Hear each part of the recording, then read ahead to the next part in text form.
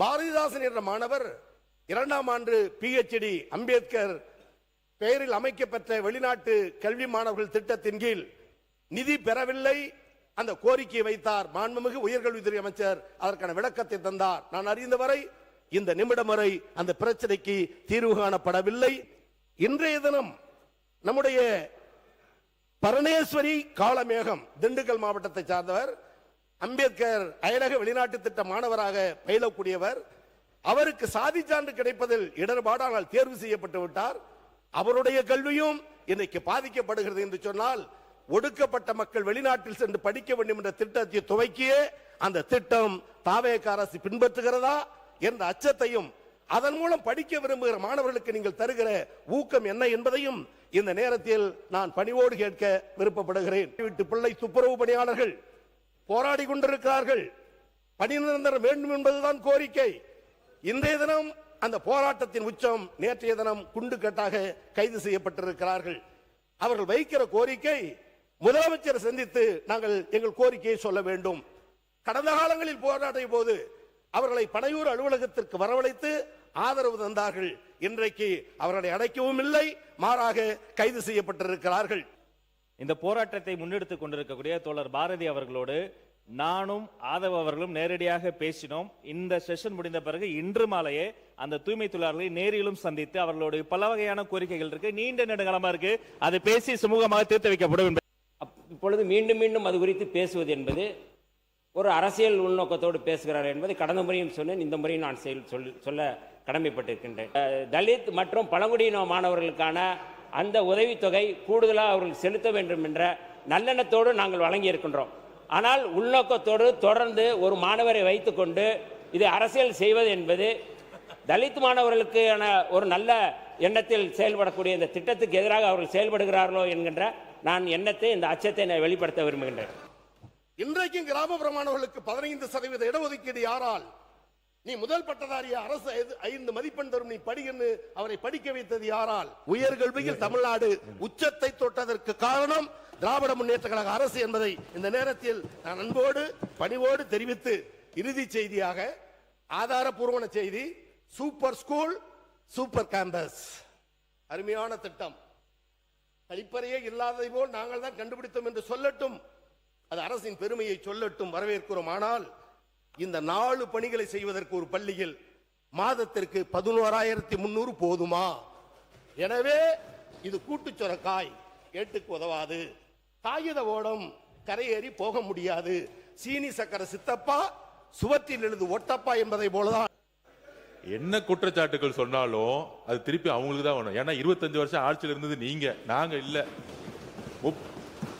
ஒரு 100 நாள் இருக்கக்கூடிய ஒரு கவர்மெண்ட்டை பார்த்து இதை செஞ்சீங்களா, அதை செஞ்சீங்களா, இப்படி செஞ்சீங்களா, அப்படி செஞ்சீங்களான்னு திருப்பி திருப்பி கேட்டுட்டு இருக்காரு. அண்ணா சொன்னாரு ஒடுக்கப்பட்ட மக்களுக்காக குரல் கொடுத்தாங்க அப்படின்னு. நாங்க திருப்பியும் பதிவு பண்றோம். வரலாற்றில் முதல் முறையாக 8 அமைச்சர்களை ஒடுக்கப்பட்ட மக்கள் இருந்து உருவாக்கியது நாங்கள். இதுக்கு ஒரு முற்றுப்புள்ளி வச்சு ஆகணும். நாளைக்கு வேணா அவங்க கேஸ் போட்டுக்கிட்டோம், டிஃபமேஷன் கேஸ் போட்டுக்கிட்டோம், இல்லை என்கொயரி போட்டு நானே வரேன், டைரெக்டாக வந்து அவரை ஃபேஸ் பண்ணலாம். எந்த இடத்துல, எந்த டி நகரில், எந்த இடத்துல, குளோபல் அப்படின்னு ஒரு இடத்துல எவ்வளோ அமௌண்ட் கொடுத்தோம் எல்லாம் நானே சொல்ல முடியும், எல்லாரையும் சொல்ல முடியும், கிளியராக அமௌண்ட் சொல்ல முடியும். இதுதான் சாட்சி. நான் சொல்லக்கூடாதுன்னு நினச்சிக்கிட்டு இருந்தேன் சார், நான் சொல்லக்கூடாதுன்னு நினச்சிக்கிட்டு இருந்தேன். வேற வழியே கிடையாது. ஒரு கட்டத்துக்கு அப்புறம் மைனாரிட்டி இன்ஸ்டிடியூஷனுக்கு எவ்வளோ அமௌண்ட் வாங்கினீங்க, இது எல்லாம் நானும் சொல்ல முடியும். நானும் ஒரு சொற்றொடை பார்த்து சற்று அலட்சியமாக இருந்து விட்டேனோ என்று கருதினேன். ஆனால் அவர்கள் தந்திருக்க புள்ளி விவரம் ஒன்றிய அரசின் புள்ளி விவரம். எனவே எண்ணிக்கையும் அதிகரித்தோம், தரத்தையும் உயர்த்தினோம். அதுதான் திராவிட மாடல் அரசு என்பதை மீண்டும் பதிவு செய்கிறேன். நான் கேட்கிறேன், நீங்கள் ஏதோ இந்த நாட்டிற்காக போராடியவர் போலவும், நீங்கள் ஏதோ இந்த சமூக புரட்சிக்காக வித்திட்டவர் போலவும், ஐயா மாண்புமிகு பேரவைத் தலைவர் அவர்களே, என்ன கேட்க வரீங்க, நீங்க என்ன சொல்ல வரீங்க? பேரவைத் தலைவர் அவர்களே, நான் கேட்கிறேன், இருங்க. மாண்புமிகு பேரவைத் தலைவர் அவர்களே, இத என்ன சொல்ல வரீங்க நீங்க? நான் சொல்றது, நாங்கள் ஒண்ணும் மலையாளிகள் அல்ல, நாங்கள் ஒண்ணும் தெலுங்கர்கள் அல்ல, நாங்கள் ஒண்ணும் கன்னடர்கள் அல்ல, நாங்கள் பச்சை தமிழர்கள். தமிழர்கள் முதலமைச்சர் தலைமையிலே கேட்கிறேன், என்ன சொல்ல வரீங்க? பல்கலைக்கழகங்கள், இந்த பல்கலைக்கழகம் துணைவேந்தர் இல்லாம இருக்கிறது, ரிஜிஸ்டர்ஸ் இல்லாம இருக்கிறது, கண்ட்ரோலர் ஆஃப் எக்ஸாமினேஷன் இல்லாமல் இருக்கிறது.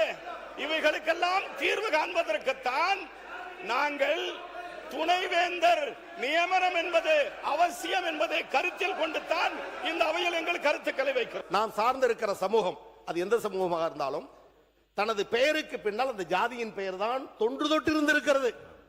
அது யார் என்று சொல்ல விரும்பவில்லை. ஆனால் தன் பெயருக்கு பின்னால் ஜாதி என்று போட்ட அந்த ஜாதியின் பெயரை ஒட்ட வெட்டி தூக்கி எறிந்துவிட்டு இன்றைக்கு BA, BSc, MA, MSc, MCom, BE என்று போட்டுக் கொள்ளுகிற காலத்தை உருவாக்கியது திராவிட இயக்கம், பெரியார், அண்ணா, கலைஞர், திமுக என்பதா தமிழகத்தில் அடித்தட்டு என்பதை நான் பதிவு செய்ய விரும்புகிறேன்.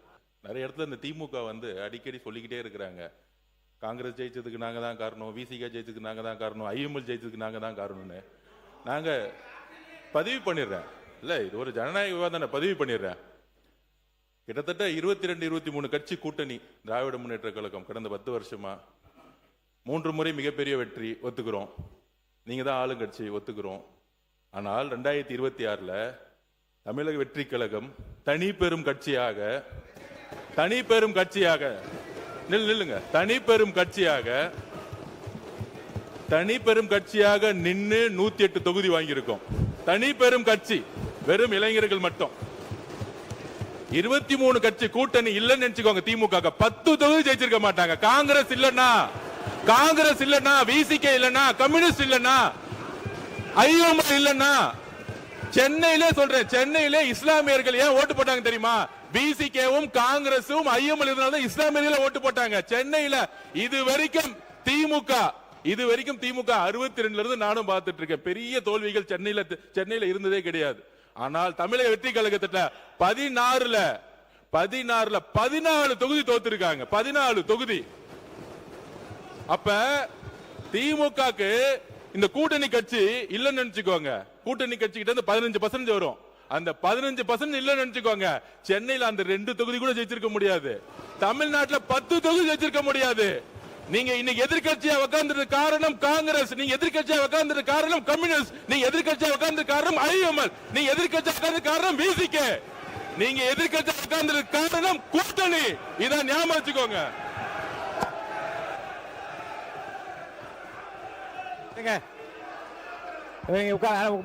உட்காருங்க போதும். ஒரே ஒரு நிமிஷம். எங்களை மாதிரி திமுக தனியா நின்று ஒரு தேர்தல் 50 தொற்று சொல்லுங்க பாப்போம், 50 தொற்று சொல்லுங்க பாப்போம். ஒரே ஒரு தேர்தல் திமுக தனியா நின்று 50 தொற்று சொல்லுங்க. அப்பதான் இந்த கூட்டணி கட்சியோடைய அருமை திமுகவுக்கு தெரியும். வெறும் 0 திராவிட முன்னேற்ற கழகம், 0லிருந்து தமிழகத்தை ராஜ்யமாக ஆண்ட இயக்கம் திராவிட முன்னேற்ற கழகம். வெற்றி தோல்வி வரும் போகும், அது நிரந்தரம் அல்ல.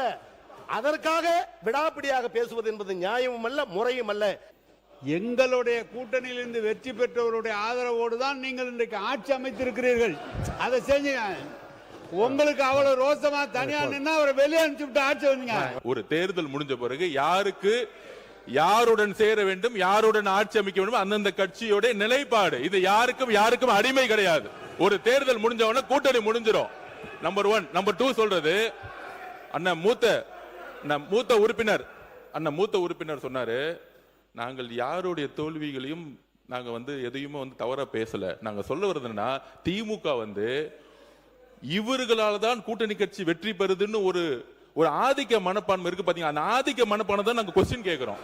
அந்த ஆதிக்க மனப்பான்மை தவறு. எல்லாரும் சேர்ந்துதான் ஒரு வெற்றியை உருவாக்கி இருக்காங்க, அதை பதிவு பண்றோம். எல்லா கட்சிகளும் சேர்ந்து ஒரு கூட்டணி உருவாக்கிய பொழுது அந்த வெற்றிக்கான காரணம் எல்லா கட்சிகளும் சமமா சொல்லணும். என்னாலதான் நீங்க வெற்றி பெற்றீங்க, என்னாலதான் VCK வெற்றி பெற்றது, என்னாலதான் நீங்க இந்த இடத்துல, அந்த ஆதிக்கம் தவறுங்கிறதா நாங்க பதிவு பண்றோம்.